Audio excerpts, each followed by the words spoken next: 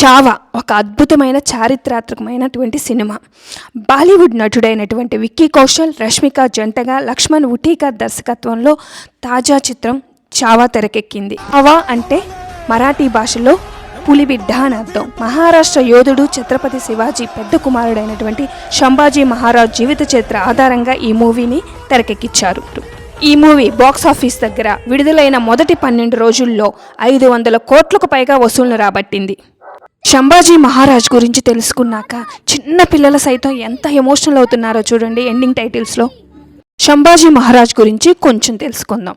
సంభాజీ రాజ్ భోన్స్లే మే 14వ తారీఖు 1657వ సంవత్సరంలో పురందర్ కోటలో జన్మించారు.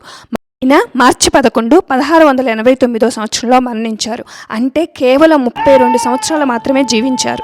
మరాఠా సామ్రాజ్యపు 2వ చక్రవర్తి, మొఘల్ సైన్యానికి సింహ స్వప్నం, గొరిల్లా యుద్ధంలో దిట్ట. సంభాజీ మహారాజ్ 1680 జూన్ 20వ తారీఖున పన్వాలా కోటలో ఛత్రపతిగా పట్టాభిషేకం జరిగింది.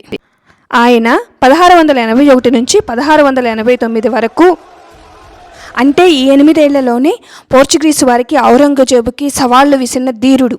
సంభాజీ మహారాజ్ 14 భాషల్లో పండితుడు, సంస్కృతంలో గొప్ప రచయిత కూడా.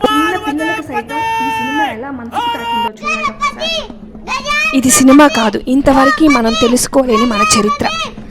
నిజాయితీగా ఒకటి అడగాలని మాజీ క్రికెటర్ ఆకాష్ చోప్రా ఒక ప్రశ్న సంధించారు. చావా సినిమా చూసి వచ్చి ఛత్రపతి శివాజీ గురించి స్కూల్లో పాఠ్యాంశాల్లో ఎందుకు ప్రస్తావించలేదు సంభాజీ జీవిత చరిత్రను కూడా అని ఆయన సూటిగా ప్రశ్నించాడు. ఈ ప్రశ్నను పాజిటివ్ యాంగిల్లో తీసుకుంటే నిజమే కదా, అంత గొప్ప వీరుడు గురించి కొన్ని తరాల పాటు దాచేశారు. సంభాజీని కూడా శివాజీ స్థాయిలో వీరోచితంగా పోరాడిన యోధుడు, ఇందులో అనుమానమే లేదు.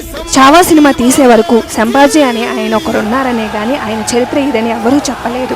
అందుకేనేమో సంభాజీ వీరత్వాన్ని ప్రదర్శించగానే ప్రతి ఒక్కరి గుండెలు ఉప్పొంగిపోతున్నాయి.